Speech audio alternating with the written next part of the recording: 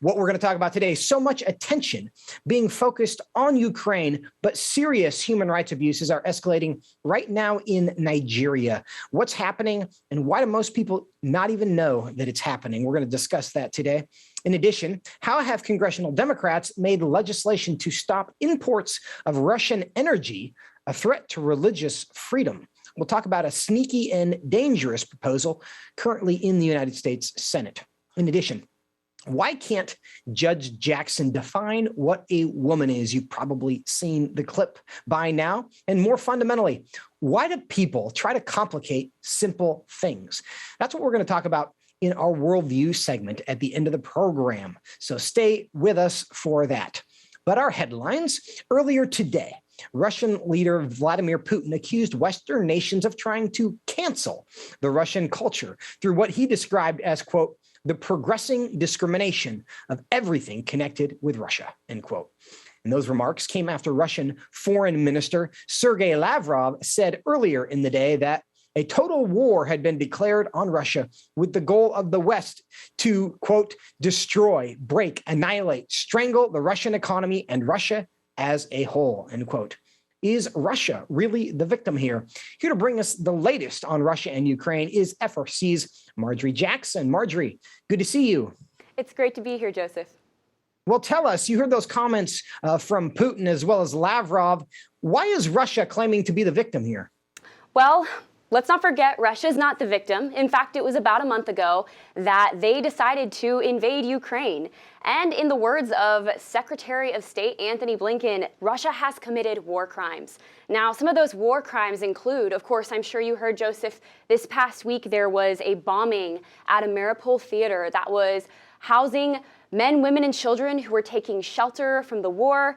And that led to a 300-person death toll, which is absolutely tragic. In addition to that, there have been reports that Ukrainians are being kidnapped in the hundreds of thousands and taken to Moscow to be war hostages. So let's not forget who the real victims are, if you will. But it looks like Ukraine has been fighting back harder than anyone has expected.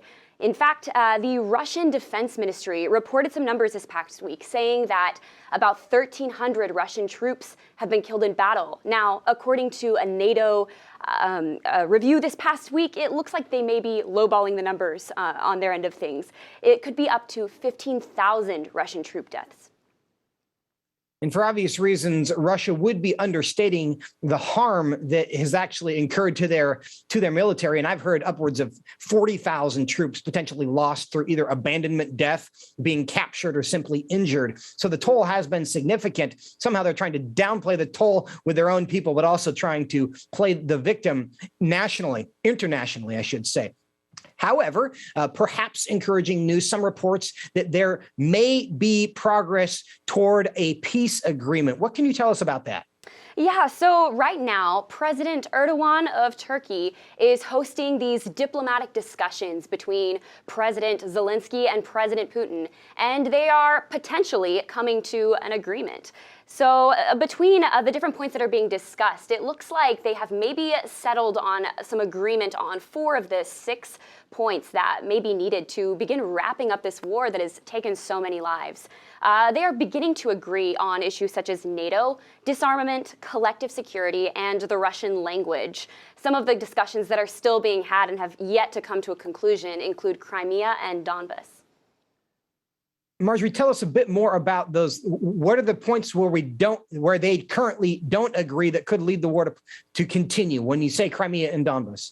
Yeah, so according to President Erdogan, those discussions are still in order, and it looks like Ukraine is not yet ready to settle on the agreements that Russia is hoping to come to. However, Erdogan is still very hopeful, saying that they could be talking about peace in the near future. In fact, Erdogan says that he plans to tell Putin to, and I quote, make an honorable exit and become an architect of peace. End quote.